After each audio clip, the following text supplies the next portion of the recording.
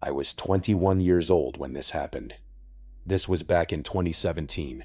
At the time, I was working part-time at a gas station a few towns over from where I lived. It was one of those jobs I only planned to keep for a few months, just until I figured out what I wanted to do next with my life.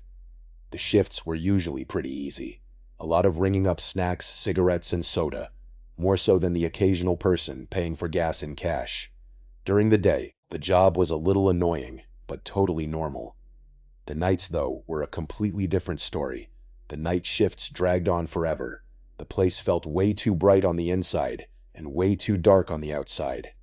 Every customer who walked in after hours felt a little stranger than the last.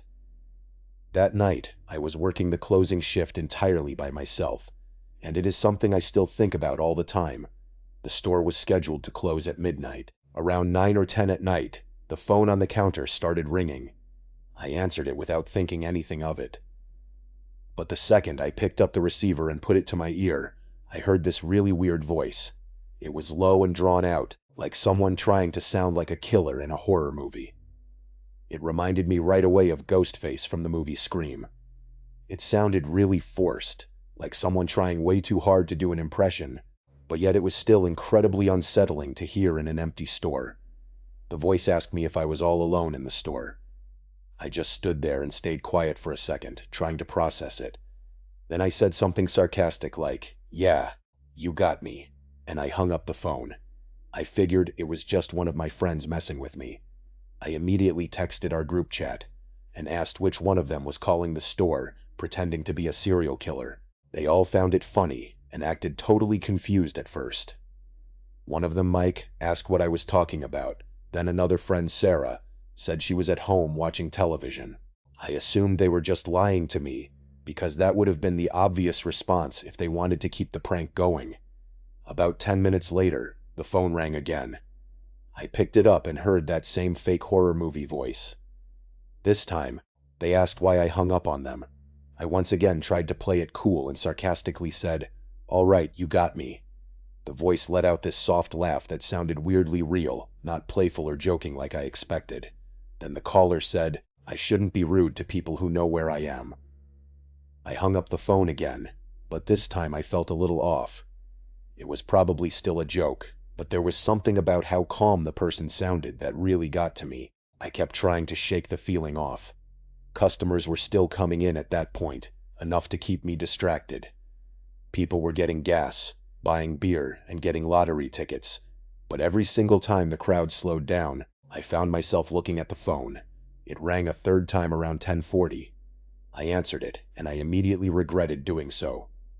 The voice asked if the store always got this quiet that late at night. That really got under my skin more than I want to admit. I said absolutely nothing and hung up. After that I texted my friends again, but this time I was way more serious. I told them it was getting old and asked who was doing it. Again, they all denied it. I started messaging them one by one to see if I could catch whoever was lying. It was the same thing from everyone. Mike was with his girlfriend. Sarah sent me a picture from her basement. David was apparently at a friend's house almost half an hour away. At that point, I started getting annoyed instead of scared. I thought maybe they had someone else doing it for them. But the truth was, even though the caller never said my name, he was saying things that perfectly matched what was actually happening in the store, like how quiet the place had gotten. Around 11, the calls started coming closer together. I stopped answering after the fifth one. The phone would ring, and I would just stare at it, letting it ring until it stopped on its own, only for it to start ringing again a minute or two later.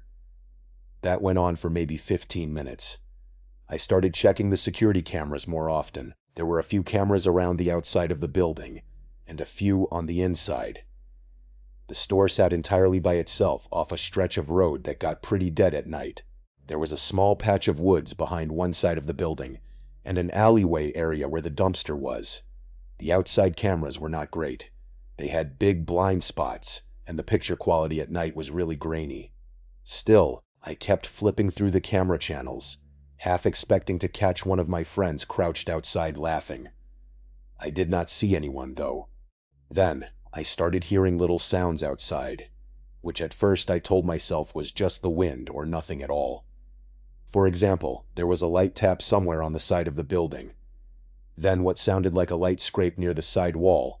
Then a noise by the back that sounded exactly like someone stepping on loose gravel. It got to a point where I could not dismiss it any longer.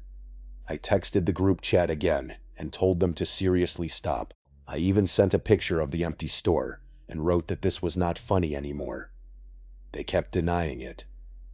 One of my friends actually called me from his normal phone number and I told him what was happening. He sounded genuinely confused and said he was not joking, nor was he involved in any joke. He told me to lock the door early if I had to. I did not want to do that unless I really felt I needed to, because I did not want to get in trouble with my boss. Part of me still thought I was making too much of a big deal out of nothing. At around 11:40, one last customer came in. I remember the exact sound of the door opening because it made me jump. I looked up and saw just a regular-looking guy at first, maybe in his late 20s or early 30s. There was nothing outwardly crazy about him. He was not dirty, and he was not dressed weird. He just had this completely blank expression on his face. He did not say hello. He just walked in and started moving slowly through the aisles. I watched him on the cameras while pretending to do other things at the counter. He took way too long for someone who ended up buying a single bag of chips. He kept drifting to different aisles and then just stopping. More than once, I saw the top half of his face appear above the shelves while he looked directly toward the counter. It was not in a casual way either. I felt like he was checking on me, watching my movements. I kept thinking maybe he was high, maybe he was tired, or maybe he was just deciding what he wanted to buy. But my stomach had that heavy feeling by then. Like my body already knew something was wrong before my brain wanted to admit it. He was in the store for at least 8 or 9 minutes. Then he finally came up to the counter with a bag of chips. He still did not say a word, so I did not say anything either. I just took the chips and scanned them. When I looked down at the register, everything felt normal for just 1 second. Then I looked up and caught him staring directly into my eyes. He held his gaze for maybe 2 seconds. It does not sound like a long time, but it really was. There was absolutely no expression on his face when he did it. Then he looked down and paid. I handed him back the bag, and he turned and walked toward the door. I remember thinking maybe I was overreacting. Maybe he was just a weird guy. But right as he got to the door and pushed it halfway open, he stopped and turned his head back toward me without fully turning his body. His chin was slightly lowered, so his eyes had to look up at me from under his brow. Then he smiled. I still do not know how to explain that smile without sounding dramatic. It looked like he knew exactly how creepy he looked, and he was doing it entirely on purpose. It made every hair on my body stand up. Then he stepped outside, and instead of walking toward any of the gas pumps or toward a car, he walked around the side of the building. When he did it, he kept his eyes locked on me through the glass windows. He kept that creepy smile too. I just stood there watching him until the angle of the wall cut him off. Then I rushed over to the security camera monitor and followed his movements there. I saw him round the building and head toward the side where the woods were. Then he disappeared into the blind spot behind the building. He did not come back out. I waited maybe 10 seconds, then 20, then a full minute. He never reappeared. That was enough for me to lock the front door early. Even though it was a little before midnight, this part might sound dramatic. But I texted my family and my friends and told them that there was a creepy guy outside, and I was not joking anymore. I told them that if I stopped replying, that meant something probably happened to me because of him. I rushed through the closing tasks as fast as I could. I barely cleaned anything. I kept checking the cameras over and over, expecting to see him pop back out. Nothing. Midnight hit and I decided I could not stay in that store any longer. I grabbed my stuff, turned off what I needed to turn off, and went to the front door. I unlocked it and stepped out into the night. And that moment of having to relock the door from the outside was so tense, I felt like I could not have done it quick enough. Once I did, I took off running toward my car. It was parked off to the side of the building. I got most of the way there, and just as I reached it and slowed down for half a second to grab my keys, I heard fast footsteps. It was not running, but it was worse somehow. It sounded like speed walking steps slapping the pavement in front of the store. I turned around and saw him. It was that guy. He had come from the front corner of the building and was moving toward me and my car incredibly fast. I yanked my car door open and threw myself inside. I locked the door and started the engine so fast I almost flooded it. The second the car started, I hit reverse and peeled out of that parking lot. I looked once in my rearview mirror and saw him standing there in the parking lot lights, just watching me leave. The whole drive home, I was sending voice texts and regular texts to everyone saying I was right, that I knew he was going to come out of nowhere. None of that was a prank anymore. The next day, I texted my boss and told him exactly what happened. I told him I was not doing overnight shifts anymore. He looked at the security footage later, and his response honestly made me even angrier. He got kind of defensive and said the guy looked like a regular customer to him. He said maybe I had just gotten spooked because of the weird phone calls and connected things that were not actually connected. That pissed me off more than I can explain. I was the one who was there. I was the one getting the creepy calls. I was the one who saw that guy disappear around the building and come speed walking at me out of nowhere when I left. I did not care if the footage did not fully capture how terrifying it felt, because I knew exactly what happened. I quit the job right after that. I did not even argue much with my boss. I just told him if he thought that was normal, he could work the closing shift himself. I entered that job with an attitude and I was proud of it. Even now, many years later, I still believe the caller and that guy who came into the store were the exact same person, even if I can never prove it. My name is Cadence. I work the closing shift at a small dive bar in the quieter part of my town.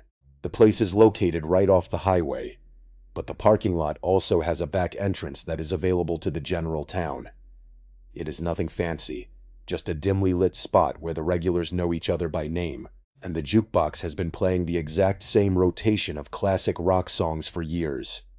Most of our customers are locals, truckers passing through, and the occasional lost tourist looking for a stiff drink. I like it though. The routine is very predictable. The tips are surprisingly decent, and I have learned how to handle the usual bar crowd. I know how to deal with the talkers, the flirtatious ones, the quiet drinkers, and the ones who just want to be left alone with their thoughts. Weekends are obviously a lot more hectic, but the thing about working during the week is that I am expected to work my night shifts entirely alone. I do not even get a bar back to pop in now and again to help me out. Yeah, it is obviously easier work and slower during the week, but I really miss the company of having coworkers around. I tend to be pretty vigilant during my shifts because we do get the occasional bar fight, considering the kinds of crowds we tend to attract. That is why I clocked this one guy immediately.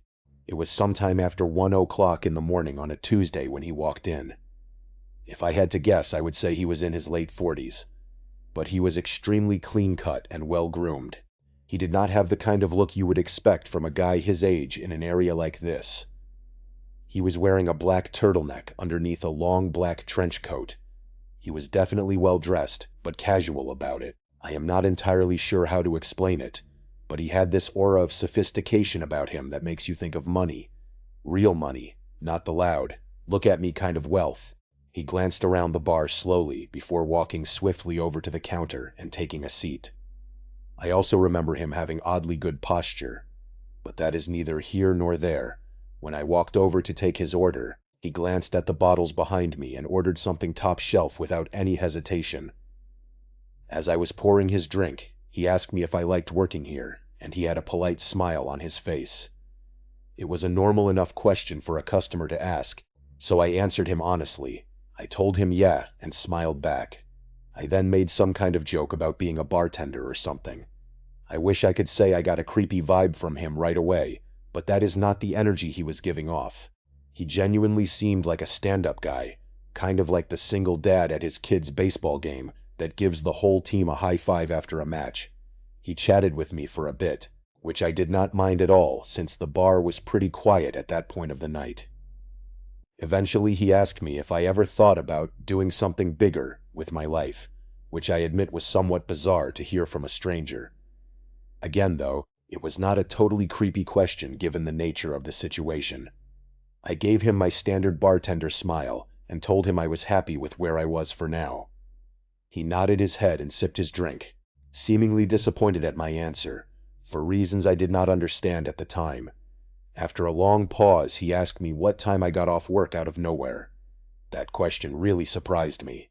I had not picked up any kind of flirting from him whatsoever, so I was a little disappointed to discover that our conversation had just been another one of those empty attempts at getting my phone number. I smiled and gave him a vague answer, trying to brush him off in a friendly way without seeming too uptight or rude. Before he could answer, I busied myself and began wiping down the counter. But he did not press me on it. He just smiled like he already knew what I was doing. Then he drained his drink and pulled out a crisp $100 bill, laying it gently on the bar like it was nothing. Then, without another word, he stood up and walked out into the cold night. I did not really know what to make of the encounter. I know it sounds like nothing, but his demeanor was just so far off my radar that I was intrigued. Either way, I figured I was never going to see him again and got on with my life. As it would turn out, though, I was completely wrong. About a week later, he came back. Only this time, he was not alone. There was a woman with him. She drew my attention immediately since I had never seen her before in our establishment. She looked like she was in her mid-30s and was dressed in a way that did not quite match her age. It was trendy but off, like someone trying a little too hard to blend in with a much younger crowd.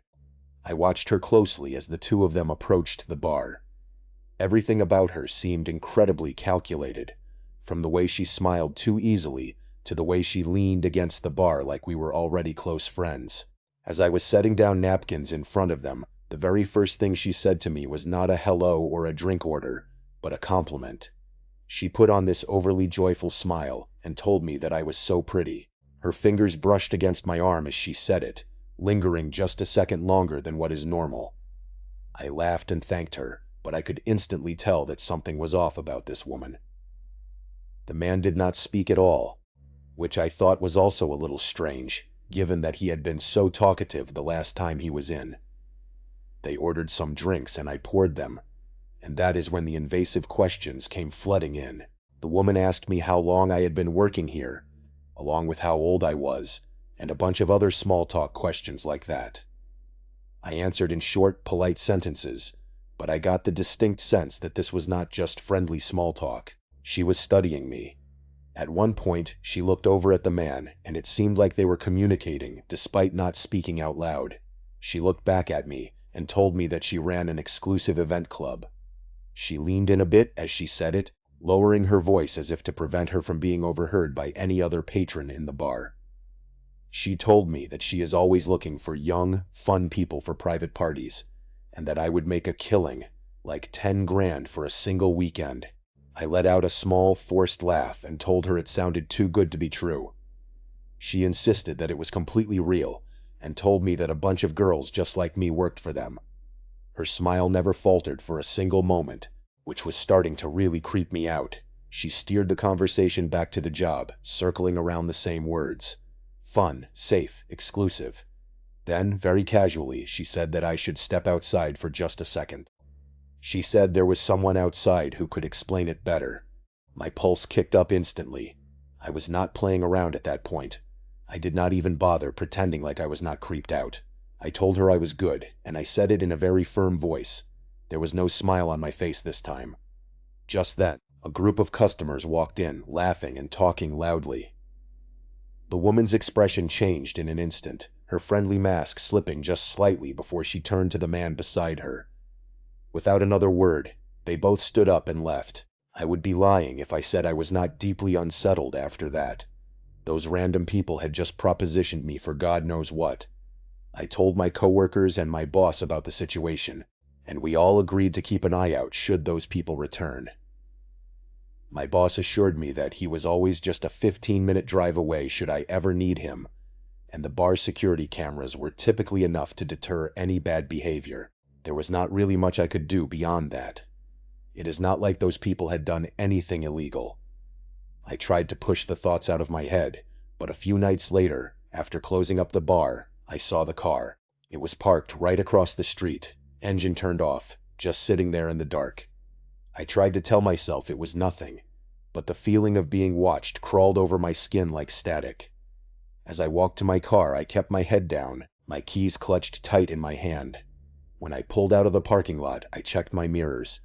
The car followed me. It stayed back just enough to avoid obvious suspicion, but every turn I made, it was still there behind me. I took a random turn onto a side street and it followed, and then another turn and it was still there. I started freaking out internally. I knew it was them. I forced myself to stay calm so I could think.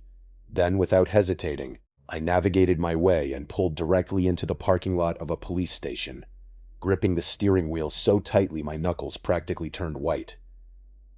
The second I pulled in, the car sped off. Nothing happened after that for a while, but I knew it was not over.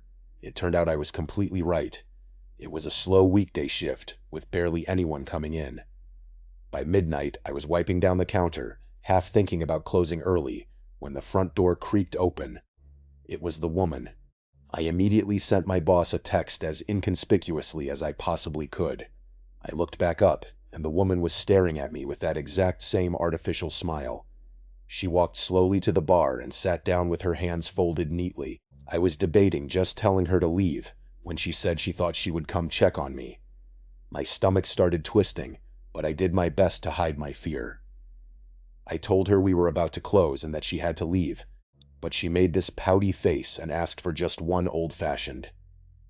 I thought about denying her, but I figured pouring the drink would stall her long enough for my boss to arrive. So I turned around and got started, trying to keep my cool, and then I heard it, the soft, unmistakable click of the front door shutting. I whipped around. The woman was completely gone. I felt this awful pit in my stomach as I stepped toward the entrance. Through the glass doors I saw it. A black van was idling just outside the front entrance. Without thinking, I locked the front door as quickly as I could. But then I heard metal rattling from the back door. Someone was trying to get in from the back. I did not think. I grabbed the heaviest thing I could find, which was a metal shaker, and clutched it like a weapon as I dialed 911 with my other hand. There was no way the police would get there in time, so I thought about making a run for it out the front door. But I did not do it for whatever reason. I was bracing myself for a fight when I saw headlights pulling into the parking lot. It was my boss. The sounds on the back door suddenly stopped, and a few seconds later, the black van pulled out of the lot with a loud screech of tires. I embraced my boss and told him what had happened, and he said he had actually gotten the license plate of the van as it was leaving the scene. When the cops arrived, my boss reviewed the security footage with them. It was worse than I had ever imagined. Just before the woman left, the cameras had captured two masked figures crouching near the front door, waiting. There was another person in the back who was banging on the door with his fist, clearly trying to flush me out to the front where the masked men were waiting. It was downright horrifying to see. To make matters worse, the plate number my boss had caught turned out to be completely unregistered. It has been quite a while since this incident happened, but no progress has been made by the police. The only good news to come out of the whole thing is that my boss does not make me work alone anymore. Despite that, I am still extremely uneasy anytime I am scheduled for a night shift. I still question how they knew I would be working alone. It does not make any sense. Even now, I often think about what would have happened had I given in to my fear and run out the front door right into their arms. I used to work the night shift at a gas station and convenience store off a quiet stretch of highway. I say used to, because after what happened to me a few months ago, I will absolutely never work a night shift again. It is a small station, the kind that barely gets any business once it gets late. Most of my shift was spent restocking shelves, wiping down the counters, and occasionally ringing up a trucker or a traveler passing through. I remember the whole thing vividly. It was just past 2:30 in the morning. By then, even the truckers had mostly dried up, and I was left with basically nothing to do. I scrolled mindlessly on my phone, trying to kill some time before my shift ended. At one point, I stepped outside to get some fresh air, rubbing my hands together against the biting cold. I exhaled a few times, watching my breath disappear in the cold night air. The parking lot was completely empty, just the pumps, the road, and the dark stretch of trees beyond. The neon sign flickered faintly above me, and I remember it being really hazy out, like you could literally see the moisture hanging in the air. Even with the highway not too far off, it was pretty silent out there. Right as I was about to walk back towards the warmth of the store, I noticed something move out of the corner of my eye. I whipped my head around and realized there was a person standing behind one of the gas pumps. How had I not noticed him earlier? He was wearing a dark red hoodie with the hood pulled up high over his head, and he had both of his hands shoved deep into his pockets. There was not a car in sight, so he obviously was not there to fuel up. The only thing was, he did not seem to be heading towards the store either. He was just standing there, half turned toward the store like he was watching me. At first, I figured maybe he was waiting for someone to pick him up, but something about the way he moved rubbed me the wrong way. He was kind of shuffling about in this weird circular pattern. I entered the store but made sure to keep an eye on him through the glass. I kept track of him while pretending not to, hoping someone would drive up and pick him up or something. But after a few minutes, he started walking toward the door. He walked slow at first, then suddenly pushed inside like he had made up his mind all at once. He walked up to the counter, but he did not say anything right away. He just stared at me like he was sizing me up, evaluating whether I was an easy target. Then, in a rushed, almost rehearsed way, he muttered that his car had broken down just before the pumps. He said he needed a jump start, or maybe just a little gas to get to the next town. I was literally shocked. He was not even trying to make his story believable. Like, I could not believe he actually expected me to buy his terrible story. I offered to call a tow truck instead. No, he said too quick, shaking his head. He said he just needed a flashlight and maybe some help checking under the hood of his car. Something was definitely off. That much was true. The way he spoke, the way he watched my reaction, it felt like some kind of test. To be fair though, people walking into gas stations at that hour of the night are usually a little strange. And I started wondering whether he actually needed help and was just an odd person, or if he was on something. I asked him where his car was parked, and he told me it was just beyond the highway entrance. I was obviously skeptical, but then he pointed at the security monitor behind me. I turned to look at the screen, and to my surprise, there actually was a car parked out there. I thought to myself, oh crap, maybe this guy really does need help, and I am just being paranoid. And that is when the truth hit me. I had literally just been outside, and I would have remembered a car parked out there if it had been there. The car must have rolled up silently with its lights off. I glanced back at the monitor and saw the slightest movement near the car's back bumper. Someone was crouching just out of view. A cold wave of pure dread hit me. I forced a casual smile and agreed to help the guy, but not before telling him I needed to grab my phone from the back office first. I turned slowly, not wanting to spook him or let him know I was onto him, but the second I was out of his direct sight, I slammed my hand onto the emergency panic button under the counter. The alarm went off instantly, screeching loudly through the store. I expected him to attack me or run, but what he did instead was even more unsettling. His nervous energy completely disappeared. There was no more fake urgency. No more shifting from foot to foot. He actually relaxed. His whole body language shifted, and then he smiled. It was not a panicked smile, and it was not an embarrassed one either. It was a slow, knowing grin, like he had all the time in the world. Like this was incredibly amusing to him. I was in complete shock. I did not even have time to get physical with him. In one fluid motion, he turned and bolted out of the store. I ran to the monitors just in time to see both of them take off. They did not run toward the car, but instead ran into the deep woods behind the station. The car just sat there, engine off, headlights off. There was no one inside. By the time the police arrived, it was exactly as I saw it. The car was still there, but the men were gone. There were no footprints leading away, and no sign of them anywhere.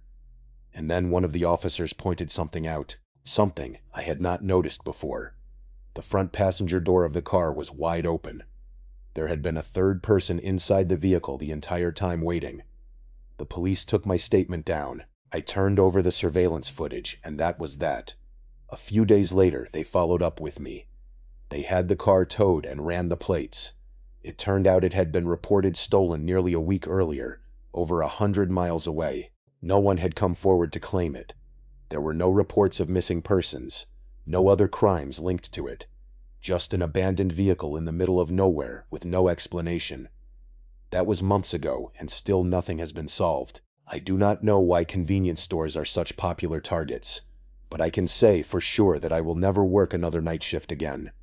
This happened a couple of weeks ago. I worked the night shift at Walmart. It is not the worst job in the world, but after a while it starts to feel like you are just floating through time. The nights all blend together. It is the same shelves, the same routine, and the same dull hum of the overhead fluorescent lights. Hopefully, something better comes along for me soon. I usually hang out in and stock the electronics section, which is nice because it is much quieter than the other areas of the store. People do not exactly come rushing in at 2 in the morning to buy phone chargers and Bluetooth speakers. Most of the customers are either night owls killing time or truckers grabbing last-minute supplies before heading back on the road. That is why I noticed him. At first, I did not think much of it. He was just another guy wandering the aisles, probably waiting for someone to finish their shopping. But after a few minutes, I realized he was not actually shopping. He was not even pretending to look at the products. He just kept appearing near me. Every time I glanced up from stocking, he was lingering nearby, hovering in the next aisle over, or standing a little too still by the clearance section. He was not looking at anything on the shelves. He was just standing there watching me. I told myself I was overthinking it. The store is big, and maybe he was just taking his time. But the way he moved, always just close enough for me to notice, never actually picking anything up, it set something deep in my gut on edge. I was waiting for him to just get on with it and ask for my number or something, but he never approached me. It was like he wanted me to see him, which did not make any sense to me. I went to radio someone about it, but realized that the batteries in my walkie-talkie must have been completely dead because it was not working at all. Eventually, I started debating whether I should go find a manager when I suddenly felt a hand wrap around my arm. I nearly jumped out of my skin, but before I could react, a woman's voice rang out loud, friendly and overly familiar. She exclaimed, "There you are," before going on a little spiel about how she had been looking all over the store for me. I turned around, completely thrown off, and saw a woman I had never seen before in my entire life. She was smiling, her grip firm on my arm like we were old friends reuniting. Before I could say anything, she leaned in close and whispered, her tone dropping to something low, urgent, and serious. She told me that the guy had been recording me on his phone and told me to follow her. My stomach dropped. I turned my head slightly, just enough to glance back at the electronics aisle. The man was still there, only now he was not even pretending to browse. He was staring directly at me. A cold wave of fear crept over me. I let her pull me along. I did not even question it. The way she grabbed my arm, the way she spoke so loud and casually, like we were two old friends reuniting, I clung to it. I was beyond grateful that someone had realized what was going on and put herself in an uncomfortable position just to help me escape. She kept up the act as we walked, rambling about something. Maybe a trip she had taken, maybe an inside joke we supposedly shared. I barely processed the words she was saying. My thoughts were completely stuck on him. Had he really been recording me? That was creepy as hell. I wanted to know if he was still following us. But I could not muster the courage to turn around just yet. The woman steered me through the aisles, moving fast. I barely noticed where we were going. Only that we were going, and that the distance between me and that man was growing. In all honesty, I was kind of expecting her to quit the pretending to know me at some point. But she kept it up. At one point, it was getting a little uncomfortable, so I glanced behind me, and to my relief, that man was no longer following us. The woman kept pulling me forward, though. I told her that we were good now, and that we should probably go find my manager. But she just squeezed my arm tighter, telling me that he was still lurking somewhere in the store. I thought to myself, so what? What is he going to do in a store full of employees? I was obviously worried at first because no one was around, but now that I was not alone, I started realizing that there was not much of a point in being scared anymore. I told her this, but she continued moving. I told her I was serious and planted my feet, twisting my arm slightly to loosen her grip. I told her she could let go of me now, but she did not. She smiled at me, But something in her smile was completely off. She told me to come on, just a little further, and she was basically tugging me at that point. I glanced around. The store was basically dead. We had moved past the registers, past the self-checkout, past the aisles that saw the most foot traffic. The warehouse section loomed ahead, dimly lit and nearly empty. Beyond that was the side exit door, the one without any cameras, the one employees used for loading shipments. That is when the truth finally dawned on me. She was leading me straight to the exit. I did not think. I screamed for help as I yanked my arm free of her grasp with all my might. She lost her grip just enough for me to pull free. I did not waste another second. I turned and ran toward the front of the store. As I fled, she yelled out something behind me. She yelled for me to come back, followed by my name, which I had never given her. I kept running until I saw one of my coworkers who was running toward me, most likely reacting to my screaming. I told him to call security, which he promptly did. That woman was long gone, though. By the time I told my story to the security guards, that woman and that man were nowhere in sight. They reviewed the security footage, and just as I suspected, the woman and the man had walked into the store together. She had been with him the entire time. The man's face was clear as day in one of the camera frames, but hers was always turned away. I had a feeling she was the mastermind behind the whole thing, so I was infuriated that the cameras had not picked her face up. Every second of it had been planned. The police got involved, and the whole thing went down as a failed abduction attempt. I am still waiting for a resolution about it. That man should definitely be easy to track down, given his face was caught on camera. I have no idea how that woman knew my name. That is what terrifies me the most. Those people had not just picked me at random. I was a direct target. Letting the gravity of these stories sink in really changes the way you look at night shifts. These 4 different people, all working in ordinary jobs, trying to earn an honest living, suddenly found themselves in the crosshairs of highly calculated, terrifying plans. It makes you realize how vulnerable we really are when the sun goes down, and how quickly a routine shift can turn into a fight for survival. When you look back at the first story, the level of determination from that stalker is chilling. He was not just making random phone calls. He was actively watching from the shadows, monitoring every movement, and timing his entry to perfection. He wanted to ensure that the narrator felt isolated, building up a sense of psychological dread before finally making his physical move. It was only by the narrowest of margins that the narrator managed to escape in their car. If they had hesitated for even a single second while unlocking the car door, the outcome could have been tragic. In Cadence's case, the situation points to something far more organized and dark. The man in the trench coat and the woman who claimed to run an event club were not just weird individuals. They were scout talent for what appears to be a highly organized human trafficking ring. They used sophisticated methods, trying to appeal to a young bartender's desire for financial freedom by offering an impossible sum of money. When the soft approach failed, they did not hesitate to escalate to a physical ambush. The black van, the masked men at the front, and the accomplice rattling the back door were part of a coordinated trap designed to corner and kidnap her. It was only because Cadence stayed inside, and her boss arrived at the exact right moment, that the trap failed. The highway gas station story shows a different kind of predator, one who relies on baiting the empathy of their targets.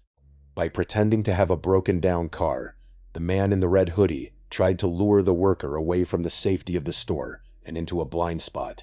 The terrifying realization came when the narrator looked at the camera and saw a person crouching near the bumper of the car, ready to ambush them. The bizarre reaction of the suspect when the panic button was pressed shows that these criminals do not always panic when caught. They simply adapt, smile, and slip back into the darkness, leaving behind a stolen car and a chilling mystery. And finally, the Walmart electronics worker's experience is perhaps the most deceptive of all. The classic good cop, bad cop tactic was used here with terrifying precision. The man acted as the obvious threat, lingering and making himself visible to create anxiety. This set the stage for the woman to swoop in as the savior, gaining immediate trust.